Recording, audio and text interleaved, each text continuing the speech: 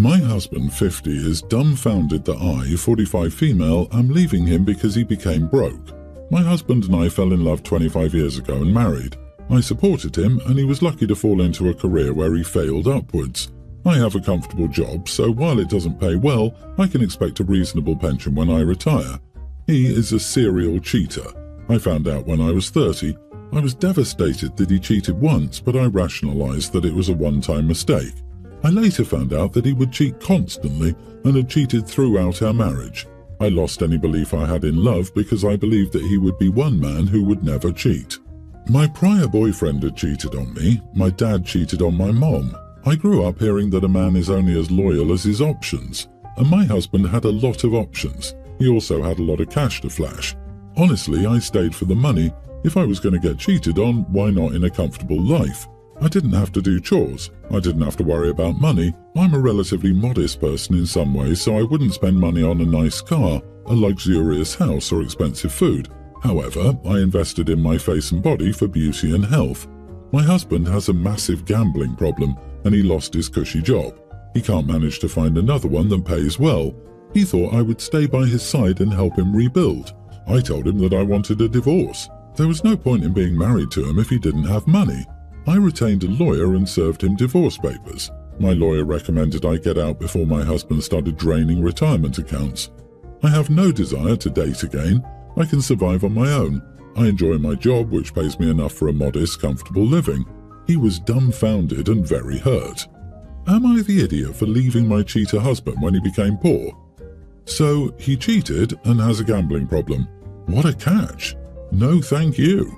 You are not the idiot. He played you and got played back. Well played you. But it's a possibility that you may have to give him part of your retirement account in the divorce.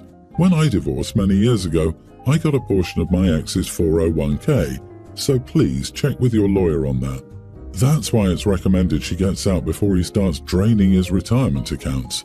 OP, the same reason you stayed is the same reason you're leaving. Money. What kept you in the marriage no longer exists. You had a mutually beneficial relationship. He cheated and you knew but liked the extra income. When one side doesn't get the benefit anymore, it's time to cut your losses and go. If he wanted total loyalty from you, he should have given that to you. Get free and enjoy the rest of your life. Right? It's so bizarre to me that people will cheat on their spouses and then have the nerve to talk about unconditional loyalty. Like, you get what you give to others. If someone disrespects you in the biggest way, don't pull the shocked Pikachu face when they treat you the same. But I can't imagine sticking around for 15 years for the money. You don't get those years back. Doesn't seem worth it to me. Everyone's the idiot here. He's a cheater, and you wasted your life on a cheater. LOL, everyone's the idiot here is the right answer. Her husband is a scumbag gambling cheater, and she is a shallow gold digger. Spending your life married to someone you don't care about and ditching them when the money stops. What comes around goes around, lady. It would be funny if you had to pay alimony since you now earn more. You wasted your life, OP, and look what you got. I disagree, since in OP's experience from former relationships and her parents' marriage, all men are cheaters anyway. She doesn't need another relationship just to get cheated on again. So if she spent those years in the marriage caring for herself, maybe pursuing her hobbies and interests, and living a comfortable life, I wouldn't call them wasted. My 35 male dad, 65, always claimed to be family-oriented, but by that he meant his siblings, which is good.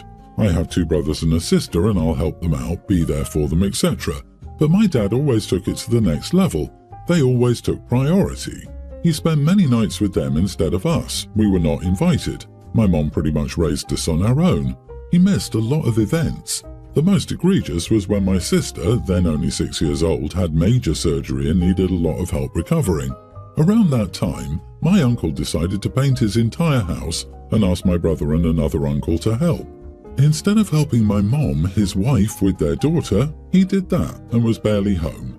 My mom and dad often argued about this at length. My siblings and I would express disappointment that these things took priority over us.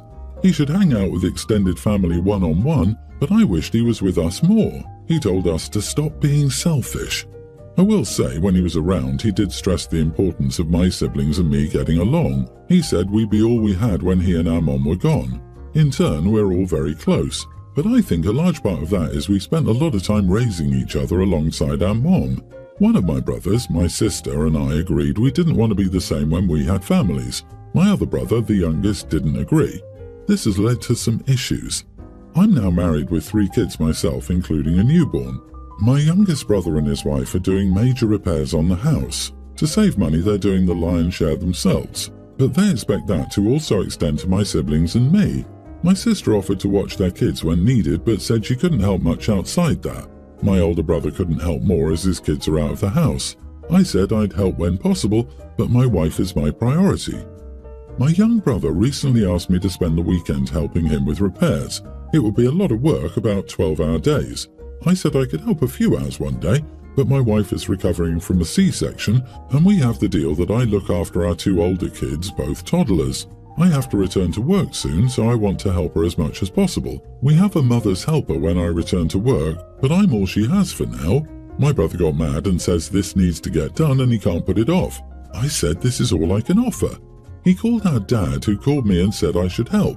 But when I explained that my wife had no other help and couldn't do it alone for 2 days, he said my siblings needed to come first because we're all we have. I said that's not true. We each have families and we can't always prioritize siblings. He kept arguing and I said I wasn't going to be him, abandoning his wife for days on end and neglecting his family. He called me an ungrateful brat. My mom says she agrees with my actions, but I should have just stuck to them. I wasn't helping. Am I the idiot? Not the idiot. Yes, your siblings are your siblings and are what you have, but prioritizing them over your home life is rough on a marriage. That is your home. You learned from your father's mistakes. You'd be willing to help your brother, but you must help your spouse. And weirdly, Dad is suggesting you are ungrateful. Who are you supposed to be grateful to, and for what? You have a newborn, other children, and an impaired wife. Why aren't your brother and father knocking on the door to help you? Where is their gratitude? Who will ensure you've had enough sleep to succeed at your job? Ungrateful. Your wife gave you children, for goodness sake. Your younger brother may have been less affected than you and your other siblings have. As the youngest, he may have had more support from older siblings, filling the gap his dad left. Your dad and his drama are no longer your concern. You're a fully functioning adult, and your perspective on this is, quite frankly, better than your dad's. So tell him to butt out of your life, and if he's such a family man himself, he can go and help with the repairs himself, or he can shut up.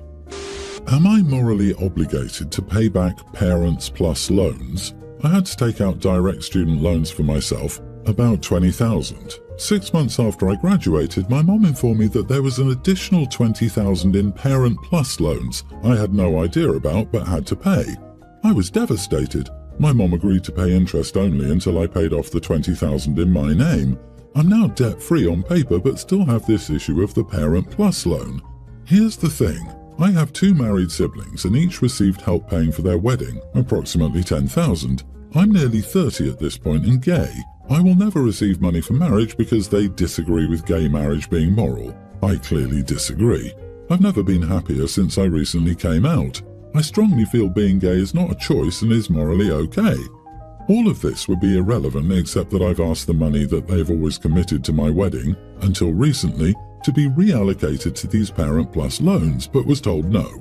They reasoned that a wedding is a fun family activity they can participate in. So that, combined with the fact that I had no idea about these loans when they were signed up for, the loans are not in my name and I know they can pay them off immediately, makes me feel like I'm no longer obligated. Or at a minimum, I would be okay with paying everything down to $10,000 and they can cover the remainder. However, my struggle is that I do recognize this was to pay for my education, and I do have a well-paying career right now because of my degree. While it would be financially challenging for a while, I would be able to pay it off.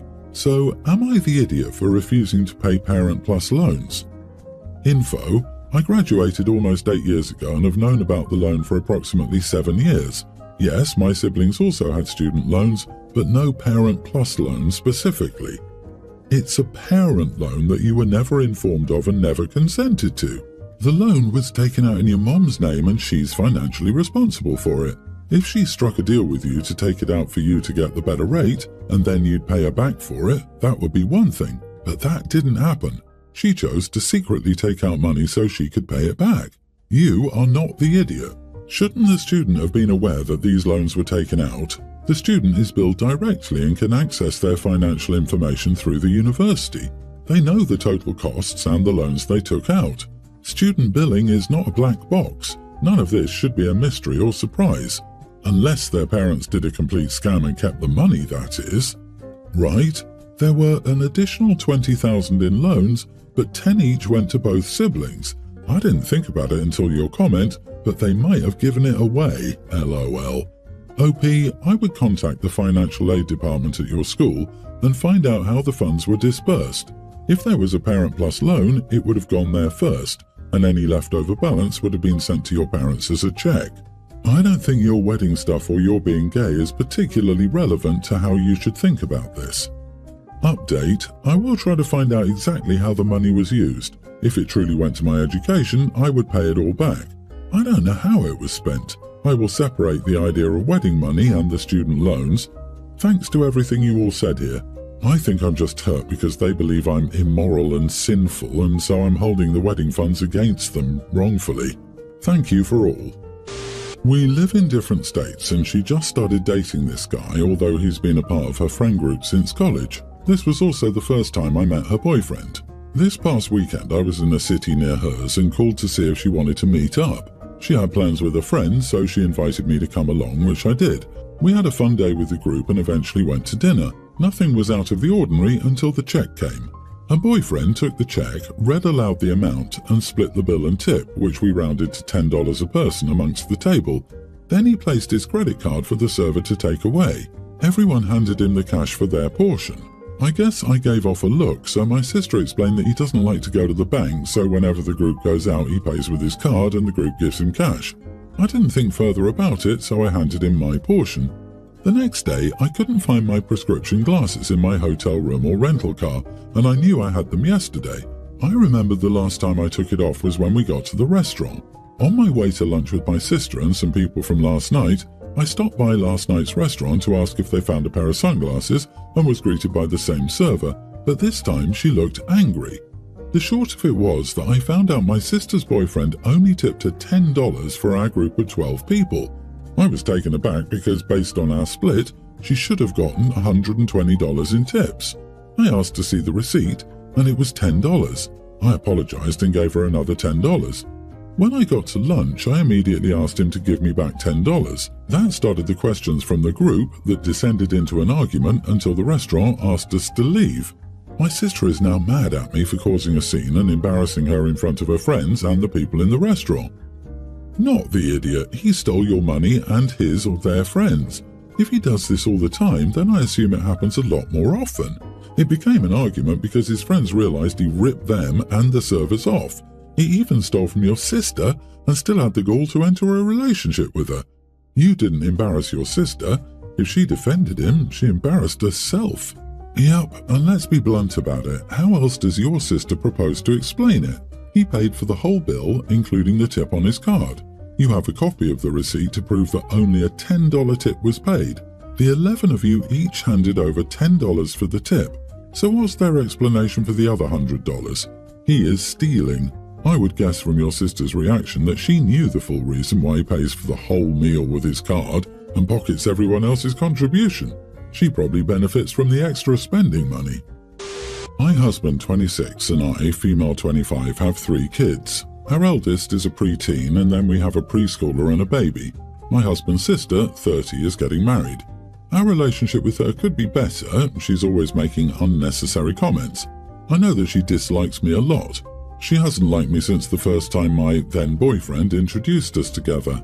Then, when I got pregnant, I was still in school and my boyfriend had just started college. He dropped out and we needed a lot of support from our families to settle down.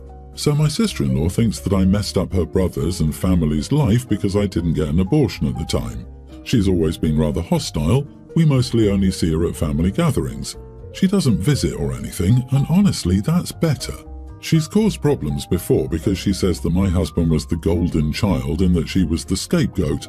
And then when I got pregnant, their parents basically adopted me and spoiled me because I was with my husband. So she sent invitations for her wedding. She sent my husband his invitation, which had his name and our 3 kids' names, not mine. My hubby asked her about this and she said I'm not pleasant to be around, so I'm not invited. He told her that it was extremely disrespectful since I was his wife. They argued a bit through text and my husband told her not to count on him or the kids because they were not going. She blamed it on my hubby being immature. My in-laws tried to mediate between them. She replied to them saying that she wasn't surprised they were taking our side. They argued and my in-laws said that since she had this attitude, they were not going to the wedding. Immediately after, she started blaming me. She said this was all my fault because I could have just accepted that I wasn't invited and allowed my husband and children to exist without me for a couple of hours. She also called me stupid, uneducated, spoiled, and said I have a princess syndrome. I told my husband and his parents this and they told some other family members, and now apparently a lot of them cancelled their assistance as well. She keeps blaming it all on me. Yes, I didn't tell my husband to go, I admit, so I think that's why I may be the idiot. I could have prevented such a big drama and I didn't. Also, I think that she's just an idiot in general, but in this case she might be for expecting my husband to be okay with her leaving me behind. It wasn't up to you to say anything. He made his choice. An invitation isn't a summons, and she didn't want to accept the consequences of her not inviting you, which was for him to choose not to come. She didn't prepare for the outcome and now wants to blame you for her choice. Too bad for her. You are not the idiot. I'm very curious about why the sister hates OP so much. I bet the parents could have used some, if not all, of the sister's college money back in the beginning, and it may very well be she was cast aside because OP was pregnant with the first grandchild. Also, the brother could have been the golden child between them growing up, and when he got OP pregnant, OP became more important than the sister.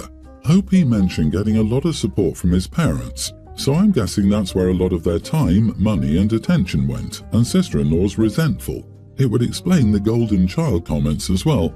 However, it's not OP's fault. If the sister was the scapegoat, it seems she's now trying to make the OP the scapegoat. If the sister-in-law has been mistreated by her family all these years, it feels like she's better off with them not going to her wedding and has no reason to take it out on OP.